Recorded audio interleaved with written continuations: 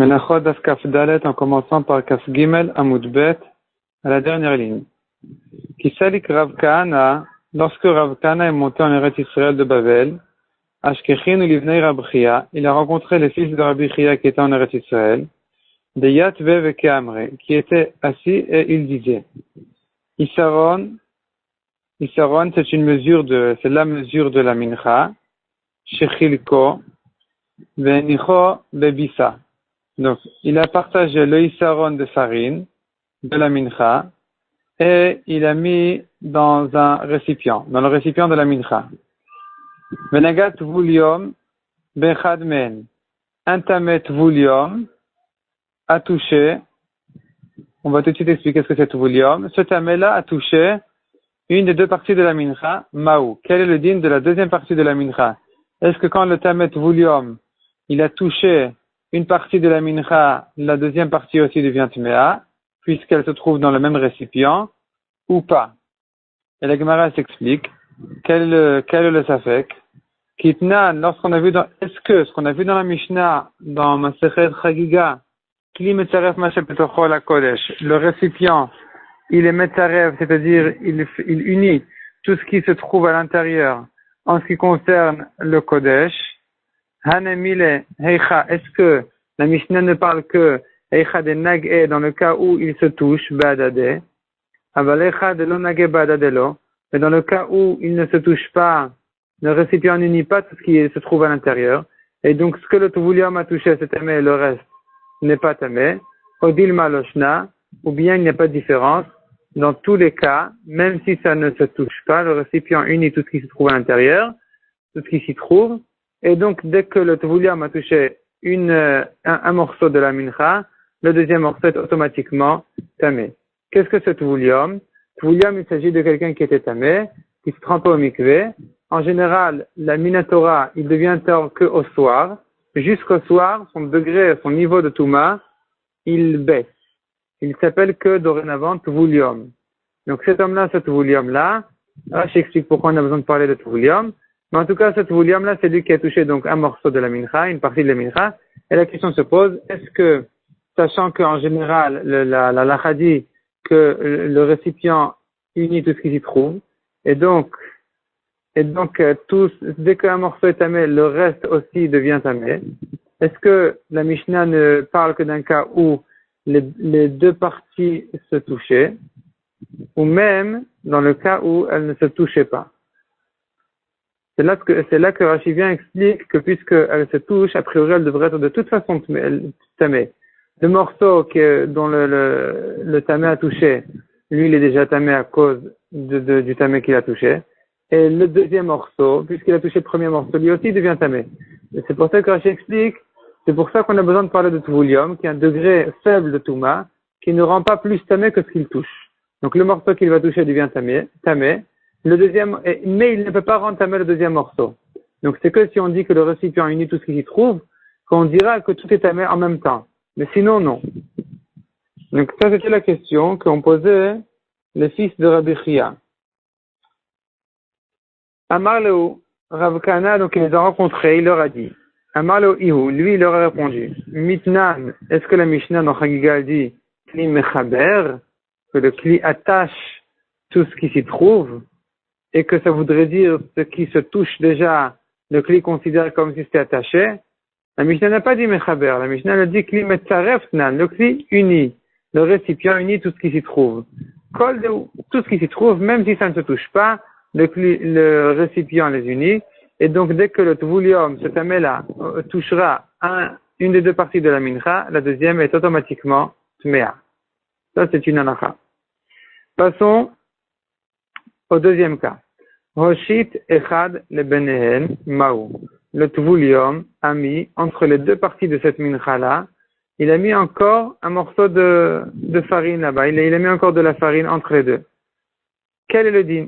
Est-ce que puisque le Tuvulium rend tamé la farine qu'il a touchée et que maintenant elle se trouve dans ce récipient dans lequel se trouvent aussi les deux parties de mincha, donc tout doit être tamé ou pas?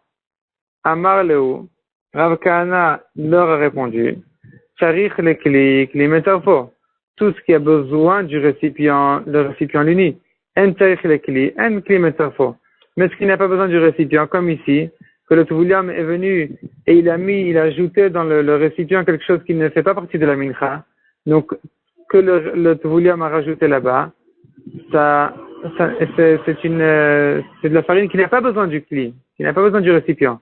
Et donc, elle n'est pas concernée par cette halakha qui dit que le récipient unit. Car le récipient n'unit que ce qui a besoin de lui. Donc, les deux parties de mincha initiales, elles ont besoin de lui. Et c'est elle que le récipient peut unir.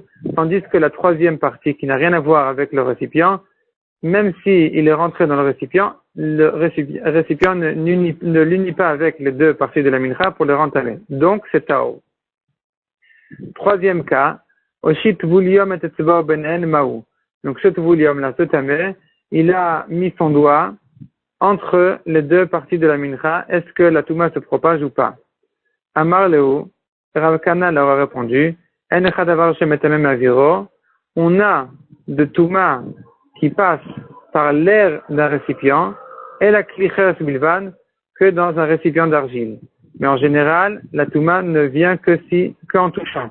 Donc ici où le tuvulium n'a que mis son doigt en l'air dans l'air de ce kli, c'est insuffisant pour rendre tamé. Donc ça, c'est les questions que eux, les fils de Rav Chia, se sont posées et que Rav Kana est venu les aider en leur répondant.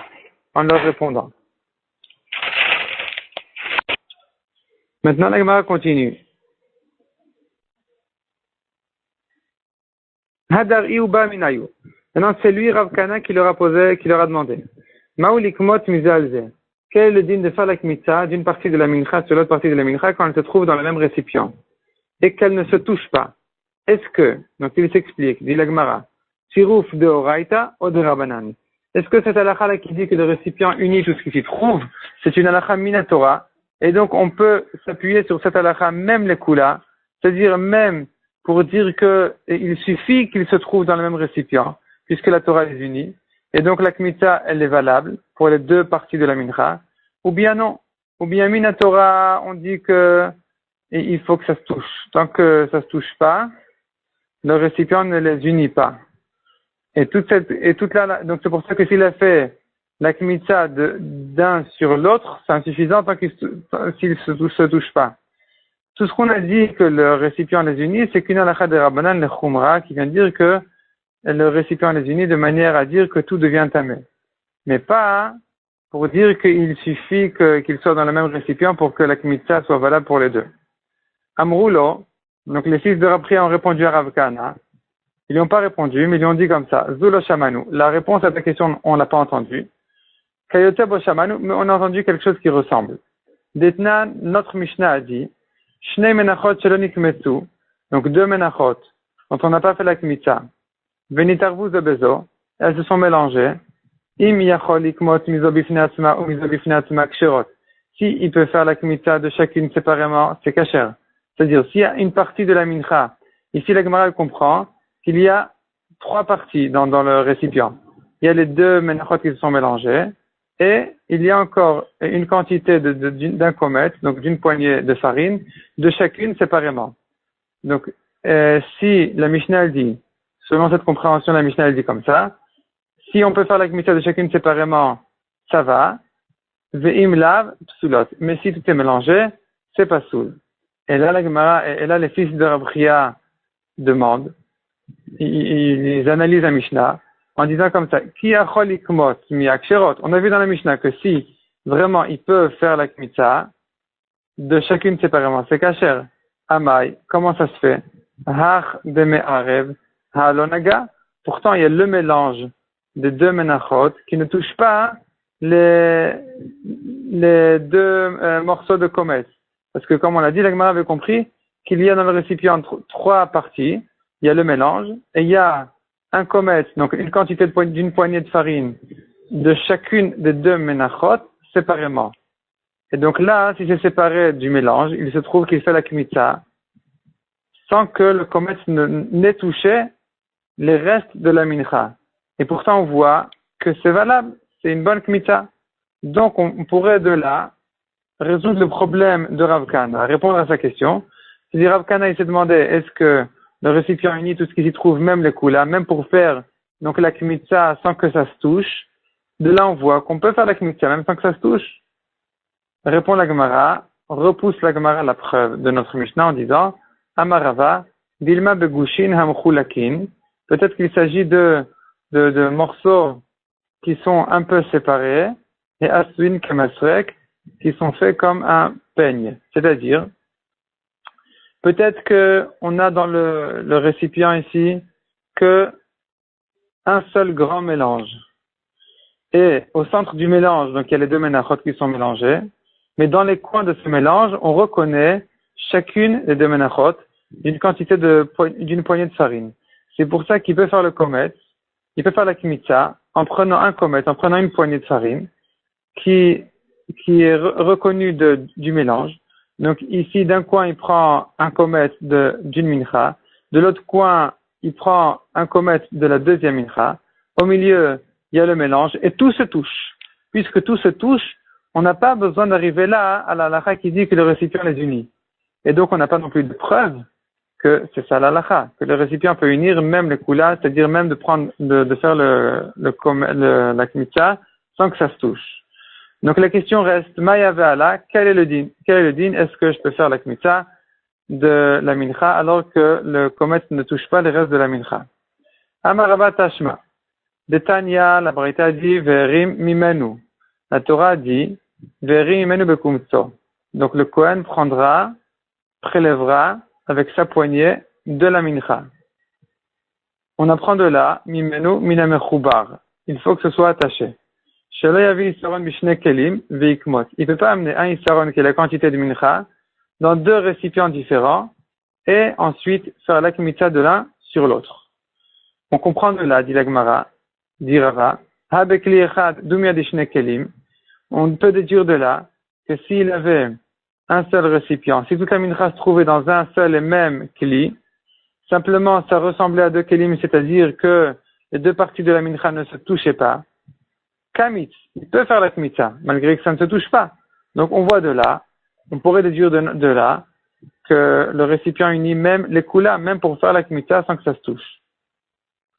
Amar le Abaye, Abaye repousse la preuve de Rava en disant Dilma, peut-être que la Braïta elle veut dire pas ce qu'on a compris, pas ce que tu voulais dire. Parce que nous on a compris la Braïta que la Braïta elle dit il peut pas amener un Issaron dans deux Kélim. Et on a compris de là deux Kélim totalement différents. De là on a déduit que si c'est dans le même Kli, même si ça se touche pas, ça va. Abaye dit non, quand on a dit deux Kélim, ça veut pas dire deux Kélim différents complètement. Dilma shne kelim echida. Mais qu'est-ce que ça veut dire deux kelim, deux récipients? Kegon kfiza bekava. C'est-à-dire une petite mesure, qui est kfiza, bekava qui se trouve dans une grande mesure. C'est-à-dire il avait un récipient d'une grande mesure d'un cave, et il a gravé dedans une petite mesure qui s'appelle kfiza, et maintenant, il a mis la farine dedans. Maintenant, c'est deux récipients différents. Et sur ça, on a dit, des afalgav, dit la Gemara, des afalgav, des arrivées meilae, malgré que ça se remélange au-dessus de la petite mesure, kevan de mitsak mechitsta de kfiza, puisque les parois de la petite mesure, elles font un sec, elles sont indépendantes, mitata, d'en bas.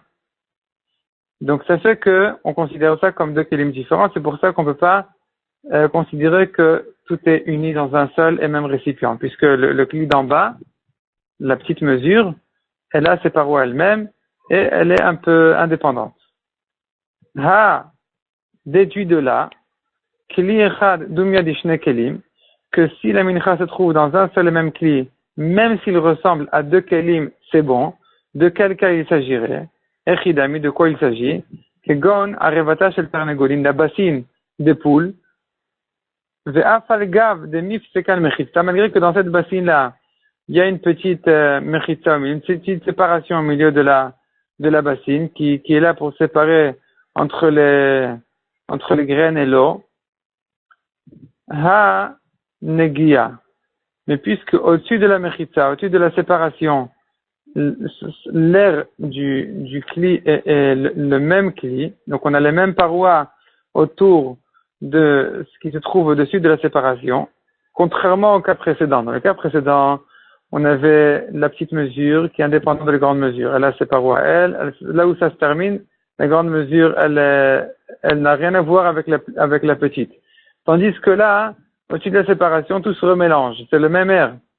Et donc là-bas, dans ce cas-là, effectivement, on pourrait dire que si la mincha est séparée de telle manière, qu'une partie se trouve d'une côté de la séparation et une autre partie de l'autre côté de la séparation, puisque c'est quand même le même cli, donc on pourrait faire la kmitza de l'un sur l'autre, mais quand même tout ça, c'est à condition que ça se touche, puisque dans le cas des deux kelim, ça se touchait. La petite mesure, elle se trouvait au fond de la grande mesure, mais elle se touchait. La farine d'en dessous, elle touchait la farine du dessus. Et quand même, on a dit que c'est pas bien parce que ce sont deux kelim. Donc, la déduction nous amènerait à dire que dans un cas où c'est le même keli, comme ici, la bassine des poules, puisque ça se touche, et que c'est considéré comme un seul et même récipient au-dessus de la séparation, là, c'est valable, on peut faire la kmitza.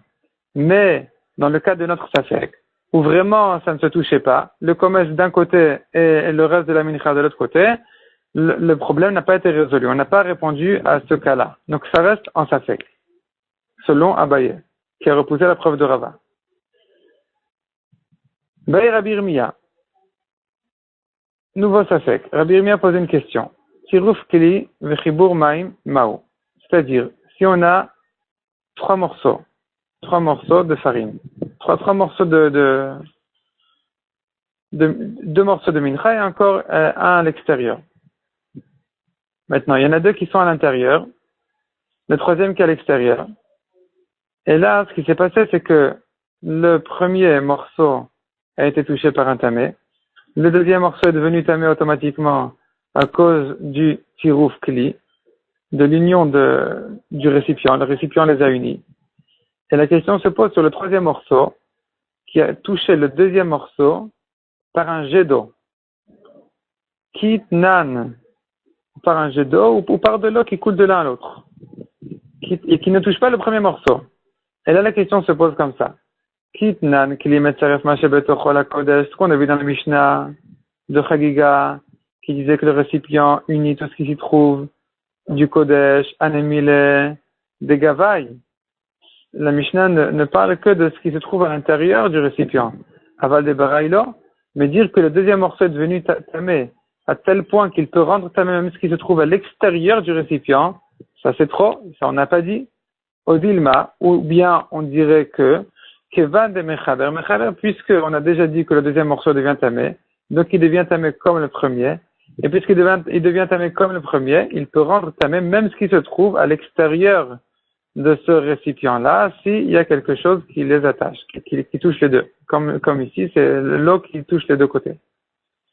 Ve'im timtselomar. Et si tu veux dire, Kevan de Mechaber, si on veut dire maintenant comme la Svara qui dit que puisque on considère que le deuxième morceau, il est attaché au premier morceau, donc il devient aussi tamé, et que, on se posera une autre question. Chibur maim ve'tziruf kli, quel est dit dans le cas inverse? Donc, la situation, c'est la même situation. On a le deuxième et le troisième morceau qui se touchent avec de l'eau, et le deuxième et le premier qui sont unis dans le même cli, dans le même récipient. Mais là, la différence, elle est que Venagat Tvuliam Ibachutz. Le tamé, le Tvuliam, a touché le troisième morceau qui se trouve à l'extérieur. Maou. Quel est le din du premier morceau? Donc, le deuxième morceau, il devient tamé parce que le troisième l'a touché avec l'eau. Puisqu'il y a de l'eau qui touche les deux côtés, donc ça rend tamé même le deuxième morceau. Mais la question est, est-ce que le premier morceau, il devient tamé ou pas? Et la Gemara s'explique. Kitnan kli metzaref, lorsqu'on a vu dans la Mishnah que le kli uni, anemil de nagami gavai, c'est à condition que la touma, elle touche à l'intérieur du récipient. C'est que là, on dit que tout ce qui se trouve à l'intérieur du récipient devient tamé. Aval mi barai, l'eau, mais si la touma a touché à l'extérieur, on n'a pas dit que le deuxième morceau qui a touché le troisième, qui se trouve à l'extérieur, il rend tamé même le premier. Odil maloshna, ou bien il n'y a pas de différence, dans tous les cas, tout devient tamé. Écoute, ça reste en safek. Baïrava, encore un safek. Isaron, Shechilko. Donc ici, on a un Isaron qui est la quantité de mincha. Shechilko, il a partagé en deux. Nitma echad men, et une des deux parties est devenue tamé, et après que c'est devenu tamé, venicho bebissa, il est mis dans le récipient de la mincha. Donc là, à ce stade-là, on n'a pas de safek. La partie qui n'a pas touché le tamé reste taor.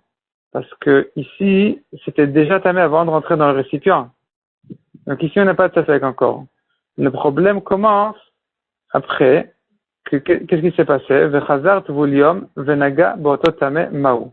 Une fois que les deux parties de la mincha se trouvaient dans le même récipient, et que, comme on l'a dit, une partie était déjà tamée avant même de rentrer, donc elle n'a pas rendu tamée l'autre partie de la mincha, puisque elle était déjà tamée avant de rentrer, que tout ce qu'on a dit que le récipient uni, c'est que si la touma a eu lieu au moment où les deux morceaux se trouvaient dans le récipient.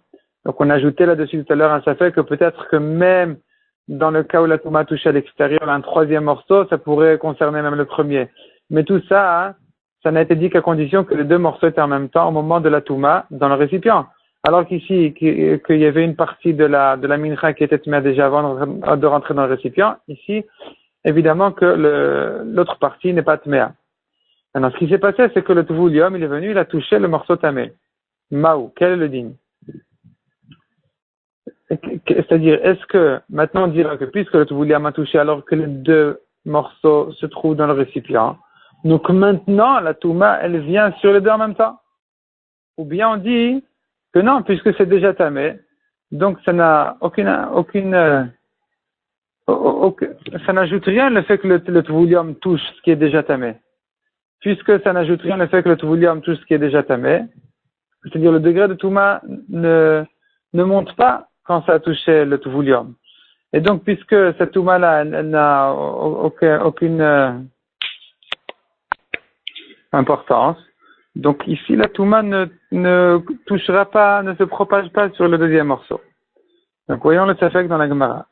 Mi amrinan, est-ce qu'on dit Kol halashon. Shaval o touma, ce morceau-là tamé, il est déjà rassasié de sa touma, il n'y a rien à lui ajouter. Et donc, il n'y a aucune signification à ce tvulium qui a touché qui l'a retouché, donc l'autre morceau reste hors. Ou bien on dit, tout ce qu'on peut ajouter, on ajoute.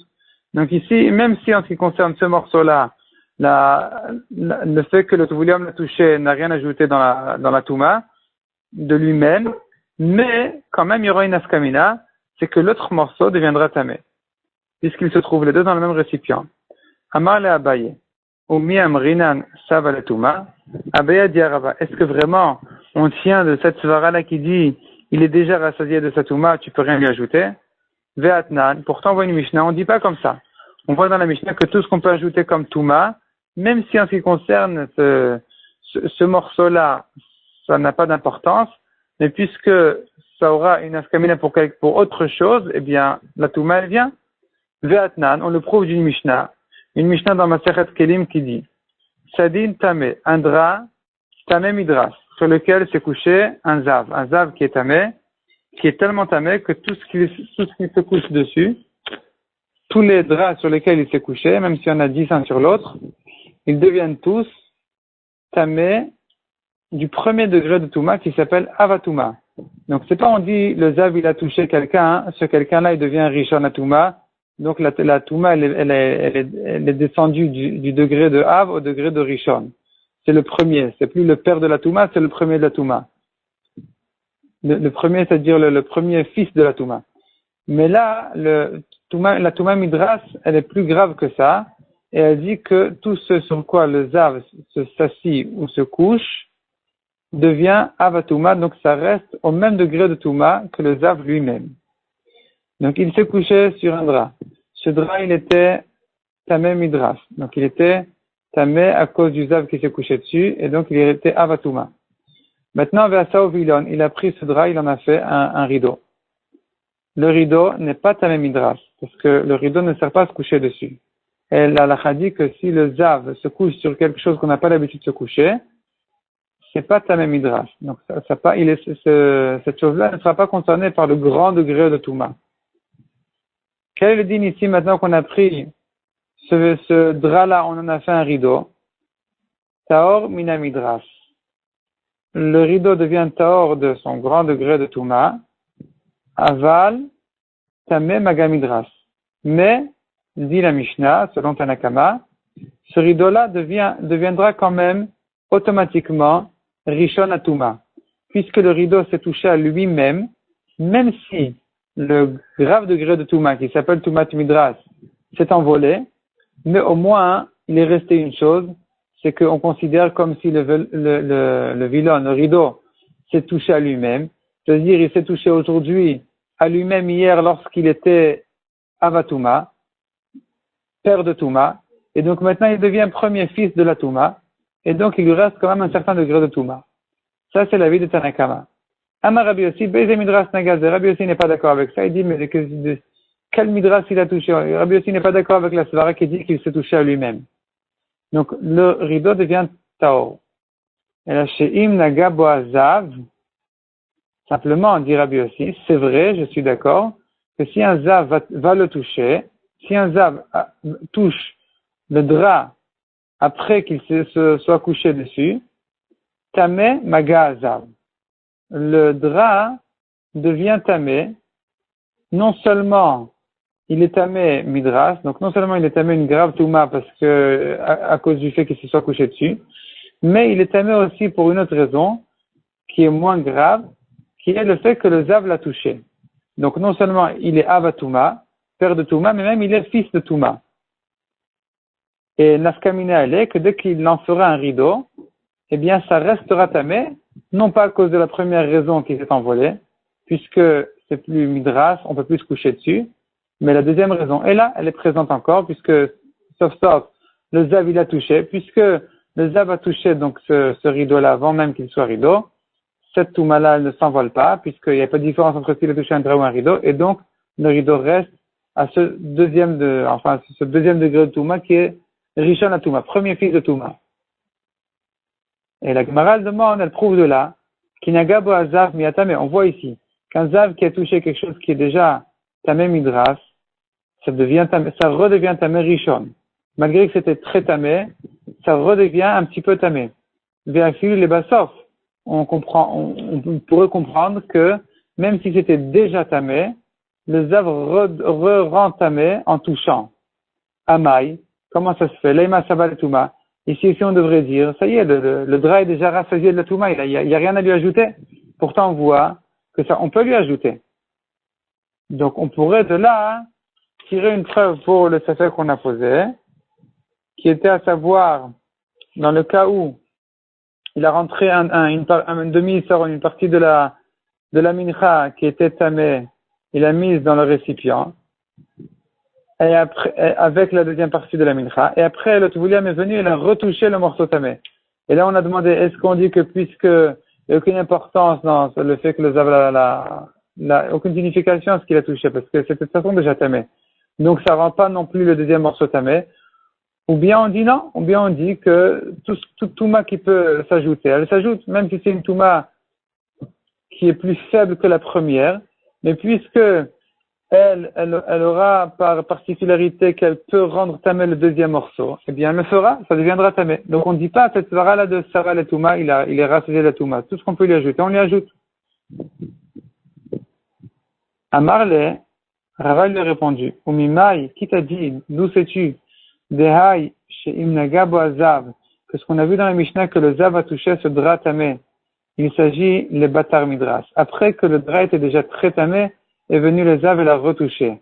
Qui a dit que dans ce cas-là aussi, la Touma faible s'ajoute sur la Touma importante. Peut-être que dans ce cas-là, on ne peut pas ajouter Touma, parce qu'il est déjà rassasié de la Touma. De quel cas la Mishnah Rabbi Yossi parle lui? Dilma peut-être, mais Kamé Midras. Avant que le Zav se soit couché sur le drap, il a touché. Donc le drap est devenu déjà tamé du deuxième degré. Et ensuite il s'est couché dessus. Il a ajouté un plus grand degré de Touma. Ensuite il en a fait un rideau. Le grand degré de Touma il s'en va. Mais reste le premier degré qui était, donc le fait qu'il a touché, reste la première histoire, pas le premier degré, la première histoire où le Zav a touché ce drap-là, et il a rendu Rishon à Touma, donc premier fils de Touma. Ça, ce degré de Touma, il reste, lui. De'av yadi la Gemara, De'av yatuma chamura tuma kala, car c'est une touma importante qui s'ajoute à une touma plus faible. Et là, évidemment qu'elle peut s'ajouter. Donc il s'agit du cas, je répète, le Zav d'abord avait touché, c'était une touma faible. Ensuite il s'est couché dessus, il a ajouté une touma importante. La touma importante, elle s'est envolée lorsqu'il en a fait un rideau, mais il restait la première touma. Avalacha, tandis que chez nous, dans le cas de la mincha, où il a rentré un morceau tamé déjà dans le récipient, ensuite le touvuliam est venu le toucher, des idi veidi touma kala, où les deux toumot, ce sont des toumot faibles, c'est le même degré de touma. Là, peut-être que ici, je ne dis pas que lorsque le touvuliam touche quelque chose de tamé, qu'il ajoute de la touma, il n'a rien ajouté. Donc on n'a pas de preuve de ce rabbi aussi. Et la misaifa. Donc, dit la Gemara, la preuve, il faut la tirer de la fin de cette Mishnah. Modé Rabbi aussi, donc ce même Rabbi aussi est d'accord dans un autre cas. Donc malgré que Rabbi aussi a dit que dès qu'on en a fait un rideau, c'est tort complètement, et Rabbi aussi ne tient pas de ce svara qui dit mais le rideau s'est touché à lui-même lorsqu'il était tamé midras, lorsqu'il était au grand degré de Touma. Rabbi aussi ne tient pas de cette svara, il dit qu'il devient tort directement.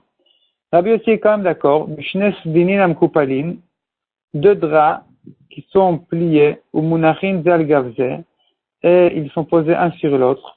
Yashav zav alehen, le zav s'est assis sur eux deux, en même temps. Sha'elion tamé midras, le supérieur est tamé midras, qui est le degré grave de Touma. Vatarton tamé midras, ou maga midras. Et le drap d'en dessous, il a deux raisons de Touma. Premièrement, il est un midras, parce que comme on l'a introduit, un zav qui se couche même sur 10 matelas un sur l'autre, sur 10 couvertures, sur 10 draps un sur l'autre, ils sont tous tmeim midras. Ils sont tous avatuma. Ils sont tous pères de Touma. Ici, Rabbi aussi vient nous dire que le drap d'en dessous, le deuxième drap au moins, il a, au-delà de sa Touma de Toumat midras, il a aussi une Touma de Gamidras, car il a touché le drap du dessus. Donc il est tamé pour deux raisons. D'abord parce que le zav s'est couché sur les deux en même temps. Donc les deux sont en même temps tamé midras, qui veut dire le grand degré de Touma. Et il a le drap d'en dessous, il a, au-delà de cette Touma, il a une Touma d'avoir touché le drap du dessus. Et donc le drap d'en dessous, il devient maga, il a touché midras, qui est la grande Touma du drap du dessus. Et donc, dans ce cas-là, même si on en fait un rideau, les deux en fait, même le premier a touché celui d'en dessous. Donc, ce drap-là, même s'il est devenu un rideau, il reste tamé parce qu'il a touché le midras. Donc, il restera Rishon à Touma. Premier fils de Touma. Et là, ici, on pourrait se poser la même question. Ve'amai, comment ça se fait qu'il a une Touma faible alors qu'il a déjà une Touma importante? Leima, ça va le Touma. Ici, on devrait dire, il est déjà rassasié de sa Touma, il est déjà Abba Touma. Qu'est-ce que tu lui ajoutes aussi, Rishon à Touma? Répond la Gemara, Ata bevatachat. C'est quand même différent de notre cas. Le cas là-bas des draps, bevatachat. La Touma, elle vient en même temps.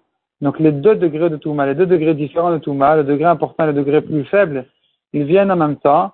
Dans ce cas-là, effectivement, on peut considérer que même le deuxième degré de Touma, le plus faible degré de Touma, il peut venir. Tandis que chez nous, dans la farine, ça vient un derrière l'autre. C'est-à-dire, la farine, c'était déjà tamée avant de rentrer dans le récipient. Maintenant, dire que le Tvouliam, quand il a touché, il a re-rendu tamé au même degré de Touma, qui dit, peut-être que dans ce cas-là, il peut pas, il a rien à lui ajouter, ça n'a aucune importance qu'il a touché. Donc, ça reste en safek. Amarava, nouvelle Sugia. Vient Rava et dit, Issaron Shechilko, il a pris un Issaron qui est la quantité de Mincha. Il a partagé en deux. Ve'avad echad men, et une des deux parties a été perdue. Ve'ifri shacher tartav, et il a pris encore il a complété donc la quantité qui manquait.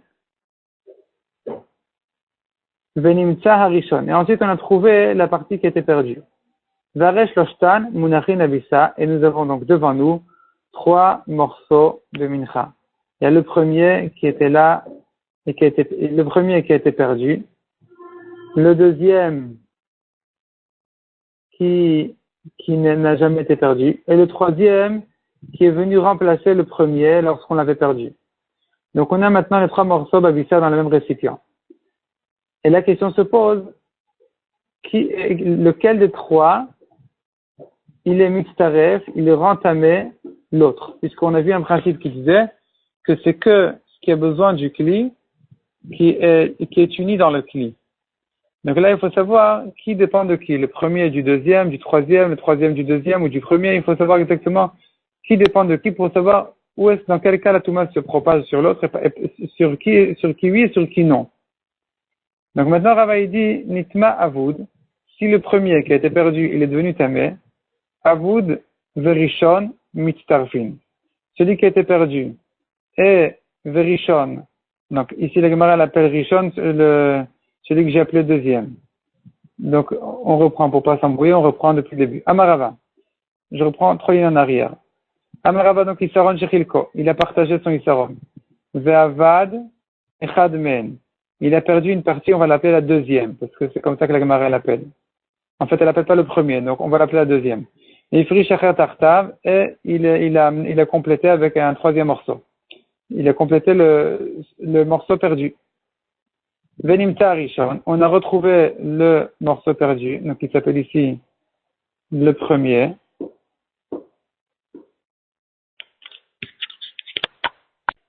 Celui qui a été perdu. Varesh Loshtan Munachin Abissa, et maintenant les trois se trouvent dans le récipient. Nitma Avoud, celui qui a été perdu, il est devenu tamé. Avoud, donc celui-là, on va l'appeler dorénavant le deuxième. Verishon est le premier qui n'a pas été perdu, Mitztarfin.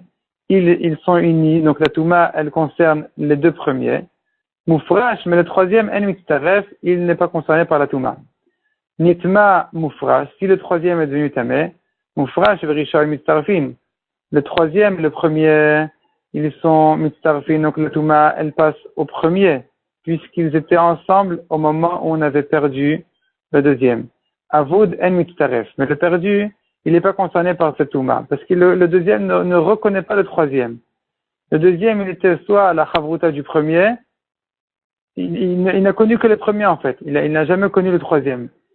Nitma Rishon, et si le premier morceau a été tamé, Shne Mitztarfin, là, le premier morceau, il était à un moment donné la chavruta du deuxième, à un moment donné la chavruta du troisième. Puis lorsqu'on a perdu le deuxième, le premier, il était complété par le troisième. Donc c'est pour ça qu'ils sont tous concernés par la touma du premier. Ça, c'est l'avis de Rava. Abaye Amar, Abaye n'est pas d'accord, il dit comme ça. N'importe qui devient tamé, il rend tous tamé. Maïtama, pour quelle raison? Ils sont tous voisins, ils sont tous de la même maison, et donc ils sont tous en famille, et la touma, elle passe de l'un à l'autre. La même achloket nous avons en ce qui concerne la kmitza, à savoir, kamat minavoud, s'il a pris la kmitza du morceau qui a été perdu une fois qu'on l'a retrouvé, donc du deuxième, shiarav, c'est reste à lui-même, verishon, et tout le premier morceau, nechalim, ils peuvent être mangés, parce que on dit ici, on considère que la kmitza du deuxième, elle se rapporte sur les deux premiers. Tandis que Moufra, c'est non echad. Le troisième morceau, il n'est pas concerné par ça, il n'a jamais été la chavruta du deuxième, et donc, il ne peut pas être mangé. Kamat mena Moufrash, s'il a fait la kmitza du troisième morceau, Shiarav verishon echalim, le troisième morceau est venu compléter le premier, donc il ne reconnaît que le premier. C'est pour ça que la kmitza du troisième se rapporte sur lui-même et sur le premier. Donc, eux peuvent être mangés par les kohanim. Tandis qu'à vous, le deuxième, et non echad, il ne peut pas être mangé. Kamat mina rishon, si par contre il a fait la kmitza du premier morceau, shneem enan echalim. Puisque le deuxième et le troisième morceau, ils sont en rapport avec le premier, chacun des deux, le deuxième et le troisième, sont venus compléter le premier morceau. Donc, ils sont tous les deux concernés par la kmitza. Or, on ne sait pas lequel choisir. Donc, enan echalim, on ne peut pas les manger. Puisqu'on ne peut pas décider si c'est le deuxième qui est concerné ou le troisième qui est concerné. Donc, misafek, on ne peut pas les manger. Abaye Amar, tandis qu'Abaye pense, ici aussi pareil, Afilu Kamatz Mechad Men, n'importe lequel des trois morceaux dont il ferait la kmitza, il ne permet pas les deux autres. Les deux autres ne peuvent pas être mangés. Maïtama kulunami benebikta d'adadelinu. Pour quelle raison Abaye pense comme ça? Parce qu'il dit qu'ils sont tous voisins de la même maison, ils sont tous dans le même récipient, ils sont tous en famille, et donc chacun est touché par l'autre. Et donc, dès qu'il a fait la kmitza d'un des trois, cette kmitza automatiquement, elle se rapporte sur les trois morceaux. Or, on ne sait pas lequel des deux autres choisir, donc on ne peut pas les manger. Matkifla Rav Papa. Rav Papa objecte qu'Abaye dit, on comprend de tes paroles, Abaye, que les restes de ce même morceau-là duquel il a pris la kmitza, ils peuvent être mangés. Tout le problème, c'est les deux autres. Mais Rav Papa demande à Ika Danka de Kometz, de l'Okariv. Pourtant, il manque un sixième du Kometz qui n'a pas été sacrifié, qui n'est pas venu. Alors, quel est le problème? C'est quoi ce sixième-là? De quoi il s'agit? Qu'est-ce que ça veut dire? Rashi explique que si on considère que le Kometz se rapporte sur les trois morceaux, donc en réalité, ça fait que il y a un tiers du Kometz qui se rapporte sur chacun des trois morceaux. Or, nous savons bien que la mincha ne vient que de 2 moitiés de Isaron et pas de 3 moitiés. Donc, ça fait que 2 tiers du Kometz sont valables, 1 tiers n'est pas valable. Et si 1 tiers du Kometz n'est pas valable, donc en ce qui concerne les deux moitiés, les 2 morceaux qui sont concernés par ce Kometz, chacune des 2 moitiés lui manque un sixième de Kometz. Puisqu'il manque 1 tiers de Kometz pour les deux, il manque donc un sixième de Kometz pour chacune des deux. Et c'est ce que vient Rav Papa en demandant, comment tu permets de manger les restes de ce même morceau-là duquel il a pris le Kometz. Pourtant, ce Kometz-là, il est insuffisant. Il lui manque 1 tiers pour la totalité de la mincha, qui fait un sixième pour chacun des morceaux, chacune des moitiés. Donc, je revois dans la Gemara, Ha'ika, Danka. Pourtant, il y a un sixième, Danka c'est un sixième du Kometz, de l'Okariv qui n'a pas été sacrifié. Matkifla Ravitrak Bered Rav Mesharshia. Deuxième question, dans le même sens. Le Kometz Goufé, Echikariv. Le Kometz lui-même, comment est-ce qu'on peut le mettre au Misbéach? On a dit que le Kometz, ça va, s'il a été brûlé au Misbéach, il est kasher. La question, elle se pose juste, est-ce qu'on peut manger les restes, on ne peut pas manger les restes, quel morceau oui, quel morceau non? Mais, lui demande, Ravitrak Bered Rav Mesharshia, il demande, mais comment tu as pu mettre le Kometz sur le Misbéach? Aïka tilta chulin, 1 tiers du Kometz, c'est même pas kadosh, c'est chulin parce que ça se rapporte sur le 3e morceau. Et le 3e morceau, il n'est pas concerné par cette mincha, puisque la mincha elle vient que d'un isaron, et ici on a un isaron et demi. Donc le Kometz qui vient sur les 3, lorsqu'on prend ce Kometz là pour les trois parties, les 3 morceaux, ça fait que 1 tiers du Kometz n'est pas kadosh du tout, donc on pourrait même pas le brûler au misbéach. Ravashi Amar, mais Ravashi dit non, c'est pas grave, tout ça c'est pas un problème. Kometz, bedata de Kohen talia milta. Le Kometz dépend de l'intention du Kohen. Le Kohen qui kamit a isaron kakamit. Le Kohen, quand il fait sa kmitza, il ne pense qu'à un seul isaron. Donc c'est-à-dire, le Kohen quand il fait la kmitza, il se dit comme ça, sans même réfléchir, mais c'est automatique. Le morceau duquel j'ai pris la kmitza, évidemment, c'est un demi-isaron. Et encore un des deux me servira à compléter le isaron. Maintenant, le Kohen, il sait pas ce qui s'est passé. Le Kohen, il sait pas ce qui s'est passé. Il a pas réalisé qu'il y avait 3 morceaux, etc. Mais il a une intention toujours que ce soit fait correctement. Et donc, c'est-à-dire que la kmitza ici, elle se rapporterait que sur 2 morceaux des 3. Ce qui fait que le Kometz, il est kasher, il n'a aucun problème, puisqu'il se rapporte que sur 2 morceaux. Donc, il est totalement Kometz. C'est pas que 2 tiers de lui qui sont kadosh, mais il est entièrement kadosh. Simplement, nous, on ne connaît qu'un des 2 morceaux. Donc, ces restes peuvent être mangés. Et les 2 autres morceaux, on peut pas les manger parce qu'on ne sait pas lequel des 2 est concerné par cette mincha.